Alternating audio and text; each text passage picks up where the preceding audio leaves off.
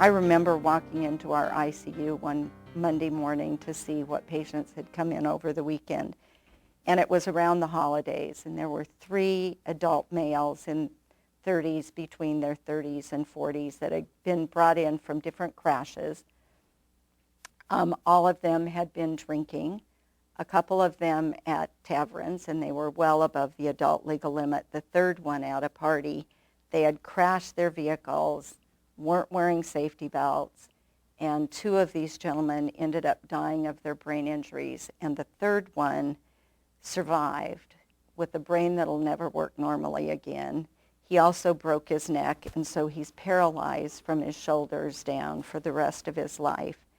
And I walked into his room, and there were cards, hand-drawn cards from his children saying, "Daddy, we love you. Daddy, please come home."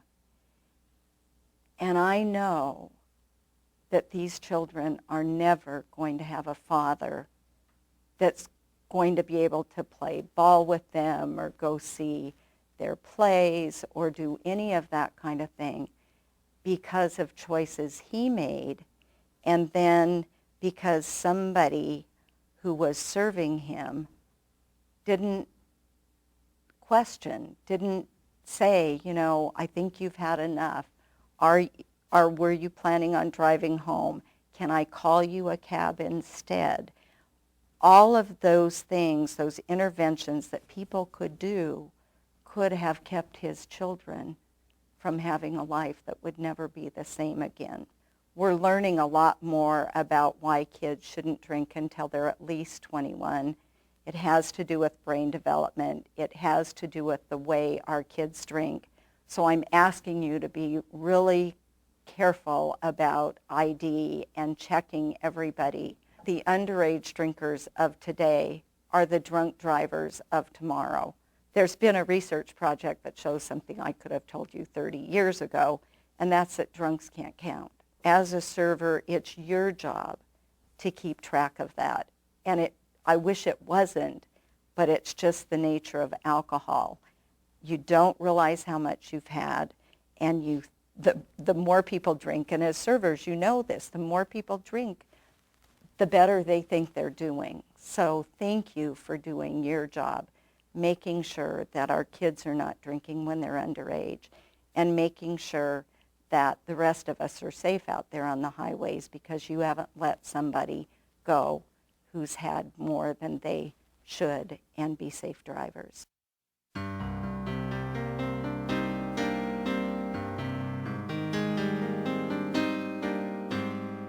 My main focus while I was a motorcycle officer was investigating traffic crashes, issuing citations for violations of various traffic laws, and also enforcing DUI and drunk driving.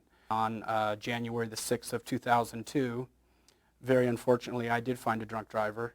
I was traveling southbound on Sandy, and a drunk driver was traveling eastbound on Oak Street and missed the stop sign, and I did not have a stop sign.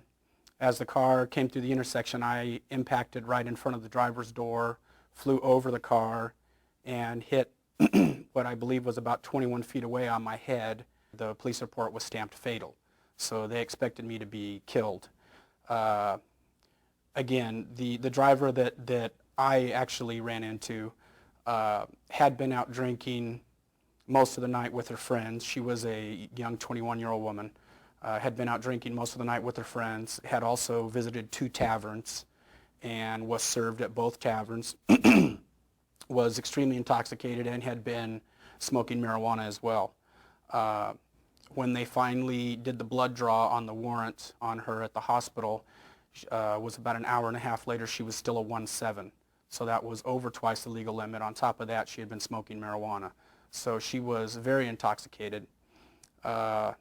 My life changed severely on that day.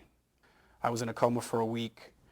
After waking up from my coma, I didn't know who I was. I didn't know what had happened or anything. I didn't get to see my kids at all for 5 weeks because I was so physically scary looking that my wife didn't want my kids to get scared. She had just told the kids that Dad got hurt, he broke his leg, and he's in the hospital. I was in the hospital 2 months. I had 2 brain surgeries. I ended up having 2 jaw surgeries, a surgery to get a rod put in my femur, and also a surgery to get some hardware taken out of my head. It's been 6 years now since I got hit, and to be honest with you, the first 3 or 4 years, it was very difficult to even get my life back on track again. It was very difficult to go through a daily routine without getting depressed or losing my temper or doing something. I have not been able to go back to work with the police bureau. I never went back after I got injured. I ended up getting medically disabled. The woman who hit me was, I don't know many people who could be a 1.7 and not be visibly impaired. It's easy to see. There's the slurred speech, there's the red bloodshot eyes, and I don't understand how she did get served, but she did, and the consequences were severe.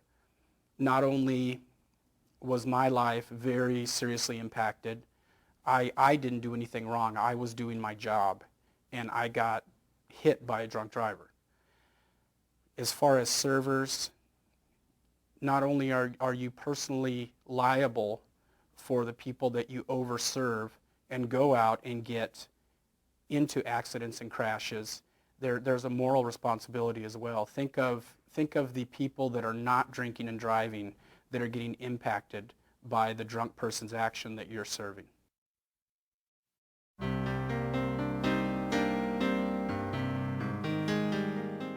As an officer with the Washington State Liquor Control Board, our number one priority is public safety.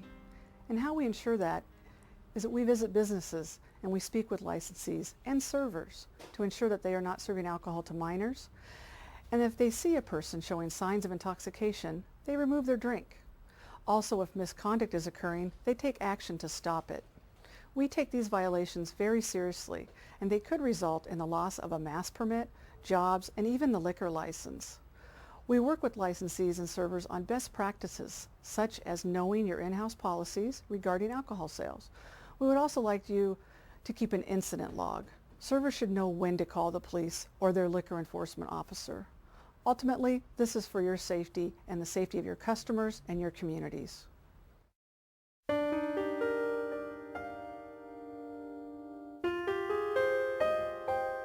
In 2004, we received a phone call about a young man who had recently graduated from Washington State University as an engineering degree, went drinking at a tavern just outside the city of SeaTac, and he was overserved.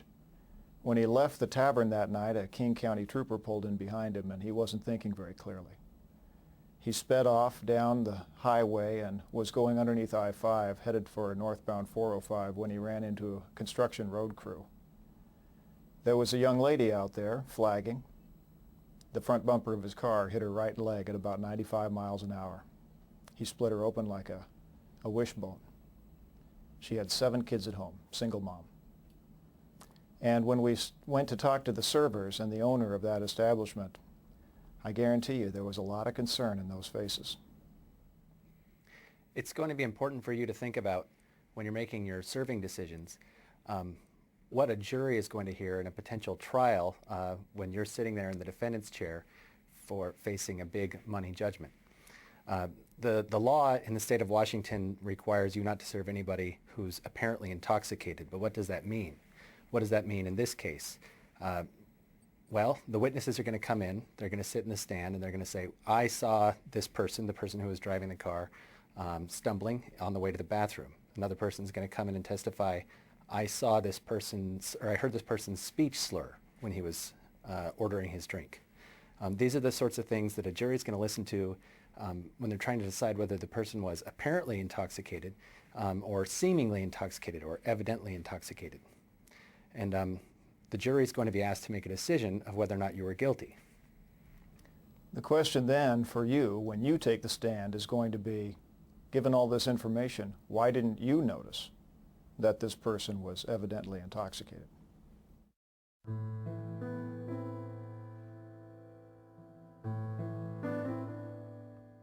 You, as a server who may be involved in an over-service situation, can also face very significant monetary penalties, things that you would be responsible for the activities of people who get over-served at your bar.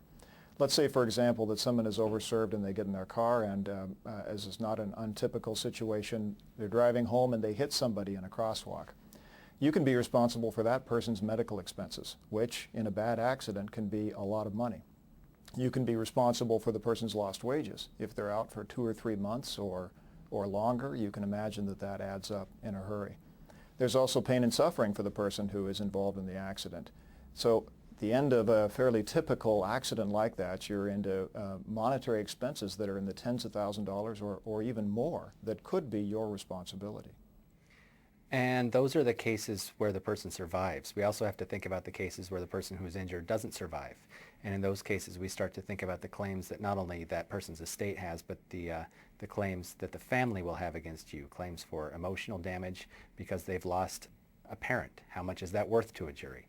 Claims for how much money that person could have contributed to his or her family during the time of his life that was cut short. How much money would that person have earned in his entire life, less what he would have spent. That's the amount of money that you, for all of these people, can be liable for. And that's how you see how the claims get from the relatively minor claims to the claims in the thousands to the claims in the millions. Make no mistake, too, that it's not just automobile accidents that we're talking about. If somebody is overserved at your bar and leaves and it's a cold night and they pass out on a lawn somewhere and get hypothermia or die, you could be responsible for that. If somebody stumbles out of your bar and goes back to their apartment, falls asleep in bed with a cigarette in their hand and there's a fire and people are injured, you could be responsible for that. It turns out that drunk people do bad things in places other than just cars.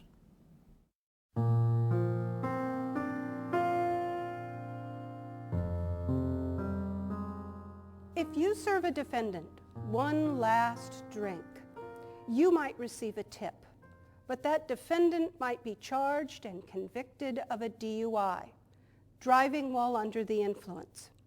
In Washington, DUI is a gross misdemeanor and carries a gradient of fines.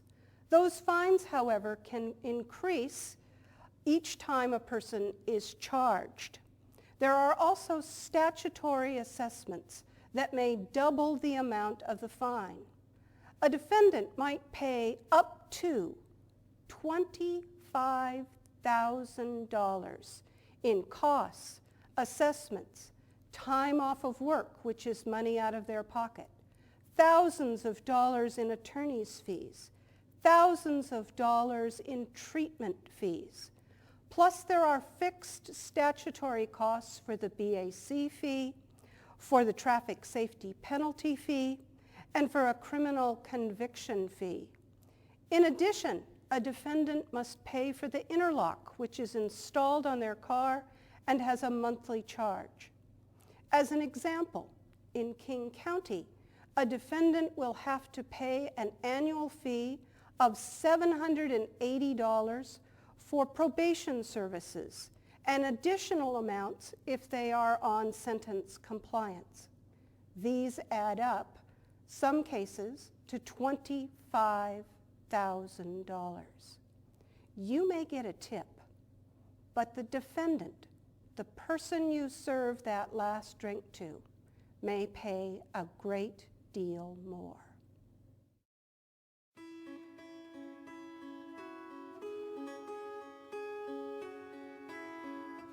Hello, I am Lorraine Lee, Chairman of the Washington State Liquor Control Board. You have just finished watching testimonials from two people who have been profoundly affected by the irresponsible users of alcohol. You have also heard about important legal aspects that can significantly change a person's life. It is our hope that hearing their stories will give you a greater appreciation of the important role you play in preventing these types of tragedies. You are the last line of defense in preventing irresponsible alcohol use. Your informed action and judgment is crucial for safe communities. The industry you represent contributes to the economic well-being of the state. The job you do as someone who sells and serves alcohol is vital. You also have the power and responsibility to contribute to the social well-being of your community. As you take this course, we ask you to recognize that the actions you take on the job can save the lives of your customers, your neighbors, your friends, and even your own family. On behalf of the Washington State Liquor Control Board, thank you for participating in this liquor server educational program. I wish you the best of luck in your career. We look forward to working with you to make Washington a place where alcohol is sold, served, and consumed responsibly. We're in this together. Thank you.